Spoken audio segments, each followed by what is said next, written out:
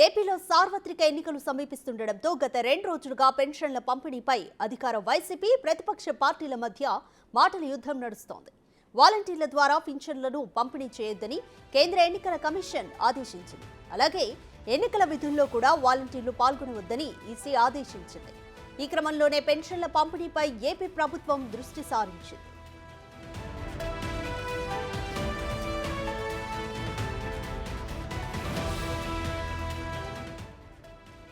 దీనిలో భాగంగానే పెన్షన్ల పంపిణీపై ఏపీ ప్రభుత్వం పలు మార్గదర్శకాలను జారీ చేసింది.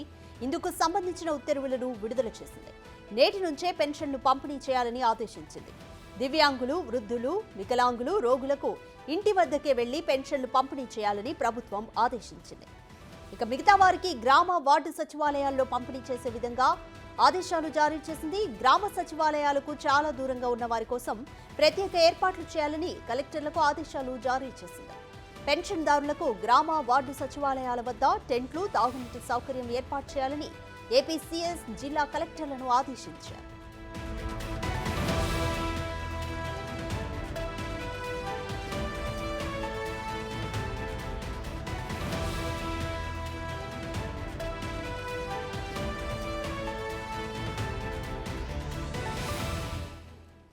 రైట్, ఏపీలో పెన్షన్ల పంపిణీకి సంబంధించి మరింత సమాచారం విజయనగరం నుంచి మా ప్రతినిధి శివశంకర్ అందిస్తారు. శివశంకర్, విజయనగరంలో పరిస్థితి ఏ విధంగా ఉంది? ఎప్పటికీ పెన్షన్ల పంపిణీ మొదలయ్యే అవకాశం కనిపిస్తుంది?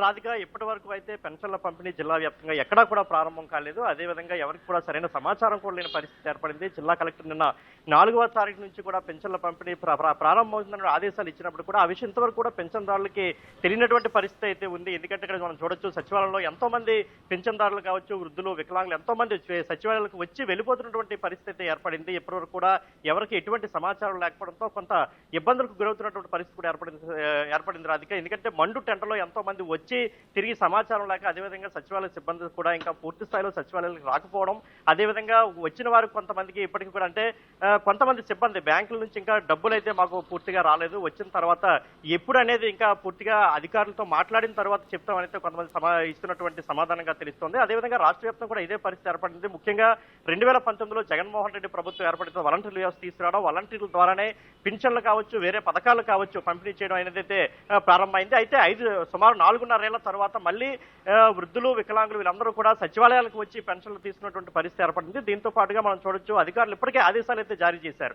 ఉదయం 9 నుంచి మధ్యాహ్నం 12 వరకు, అదేవిధంగా మళ్ళీ సాయంత్రం వేళల్లో, అంటే ఉదయం సాయంత్రం వేళల్లో మాత్రమే పెన్షన్లు పంపిణీ చేయాలి, మధ్యాహ్నం పూట పంపిణీ చేయరాదనేటువంటి ఆదేశాలు అయితే పూర్తి స్థాయిలో ఇచ్చారు. సుమారు జిల్లా వ్యాప్తంగా 4 లక్షలకు పైగా వృద్ధులు, వికలాంగులు పెన్షన్దారులు అయితే ఉన్నారు. వీళ్ళందరూ కూడా పెన్షన్ తీసుకోవాల్సినటువంటి ఆవశ్యకత ఉంది. మొత్తం సచివాలయంలో ఎక్కడా కూడా ఇంతవరకు కూడా సిబ్బంది కూడా రాలేదు. అదేవిధంగా పెన్షన్దారులకు అయితే సరైన సమాచారం లేదని చెప్పుకోవచ్చు. అందుకే ఎందుకంటే ఎంతో మంది వృద్ధులు మనం ఇక్కడ చూసుకోవచ్చు, ఇప్పటికీ వేచి ఉన్నారు. మరికొంతమంది అయితే ఇప్పటికీ వచ్చి సమాచారం లేక ఎంతసేపు అయినా వెయిట్ చేస్తాం, వచ్చి గంటన్నర అయింది, ఇంతవరకు ఎవరు కూడా రాలేదని చెప్పినటువంటి పరిస్థితి కూడా మనం చూసాం. అదేవిధంగా కొంతమంది పెన్షన్దారులు కూడా ఉన్నారు. వాటితో మాట్లాడిపోయింది. అమ్మ, ఎన్ని గంటలకు వచ్చారు పెన్షన్ కోసం?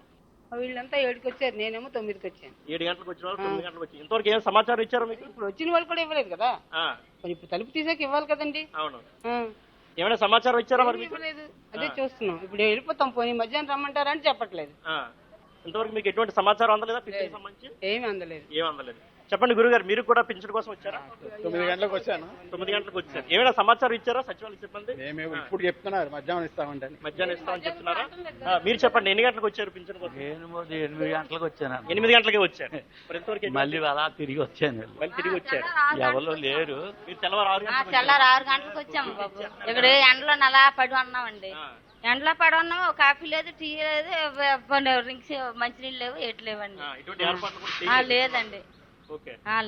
సో రాధిక, ఇది పరిస్థితి. ఉదయం 6 గంటలకి వచ్చిన వాళ్ళు ఉన్నారు, 7, 8 సుమారు, అంటే ఉదయం నుంచి కూడా పెన్షన్దారులందరూ కూడా పడిగాపులు కాస్తున్నారు పెన్షన్ ఎప్పుడు ఇస్తారని చెప్పేసి. అయితే అధికారుల నుంచి మాత్రం ఇంతవరకు ఎటువంటి స్పష్టమైన సమాచారం లేదు అని అయితే వారందరూ మనకి స్పష్టంగా తెలియజేస్తున్నారు. లైవ్ లో వారందరూ తెలియజేస్తున్న పరిస్థితి కూడా ఉంది.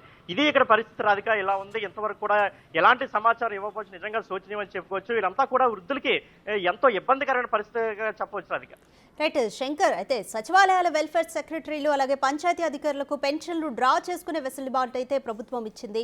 అయితే ఇప్పటి వరకు మరి వారి అకౌంట్స్ కి డబ్బు చేరలేదు. ఒకవైపు ప్రతిపక్షాలు కూడా సిబ్బంది కొరత కారణం అనేది కాదు, ఇంకా నిధులు చేరలేదు అనేది కూడా వాళ్ళు బలంగా చెప్తున్నమాట. ఏ విధంగా చూడాలి పరిణామాలు? ఎస్ రాధిక, ఎంతవరకు ప్రభుత్వం కూడా పూర్తి స్థాయిలో ఎక్కడా కూడా డబ్బులైతే సచివాలయాలకు ఇంకా చేరలేదు. బ్యాంకుల్లో కూడా ఇంకా సచివాలయ సిబ్బంది కూడా డబ్బులు తీసుకునే పరిస్థితి ఏర్పడింది. సుమారు మధ్యాహ్నం 3 గంటల తర్వాత అయితే వీళ్ళకి డబ్బులు పూర్తి స్థాయిలో చేరే పరిస్థితి అయితే కనిపిస్తోంది రాధిక, స్పష్టంగా మనం చెప్పవచ్చు. ఎందుకంటే ఇంతవరకు కూడా సచివాలయ వెల్ఫేర్ సెక్రటరీలు ఎవరైతే ఉన్నారో వాళ్ళకి ఇంతవరకు కూడా ఒక పైసా కూడా రాలేదు. అందువల్ల సచివాలయ సిబ్బంది కూడా వచ్చిన పింఛన్దారులకు ఎవరికి సమాధానం చెప్పలేని పరిస్థితి ఏర్పడింది. మరోవైపు ప్రతిపక్షాలు కూడా అధికార పక్షంపై విమర్శలు చేస్తున్నాయి. నిధులను పక్కదారి మళ్లించి ప్రతిపక్షాలపై బురద జల్లే పరిస్థితి చేస్తున్నాయి తప్ప వికలాంగులకి వృద్ధులకు కూడా న్యాయం చేసే పరిస్థితి ఎక్కడా కనిపించలేదని చెప్తున్నారు. అదేవిధంగా అటు అధికార పక్ష నాయకులు కూడా పెన్షన్లు ఇచ్చే టైంకి రేపు 4వ తారీఖు నుంచి కూడా పెన్షన్లు ఇచ్చే సమాచారం వారికి అయితే మాత్రమే ఉంది తప్ప పింఛన్దారులకు కూడా లేదనే విమర్శలు కూడా ఉన్నాయి. వారందరూ కూడా రేపు ఉదయాన్నే ఆటోలు కార్లు కూడా వీళ్ళందరూ తరలించి ప్రభుత్వంపై వ్యతిరేకత రాకుండా చూసుకునే ప్రయత్నం కూడా చేస్తున్నారనే అయితే ఒక వార్తలు వినిపిస్తున్నారని. Right, thank you Shivshankar.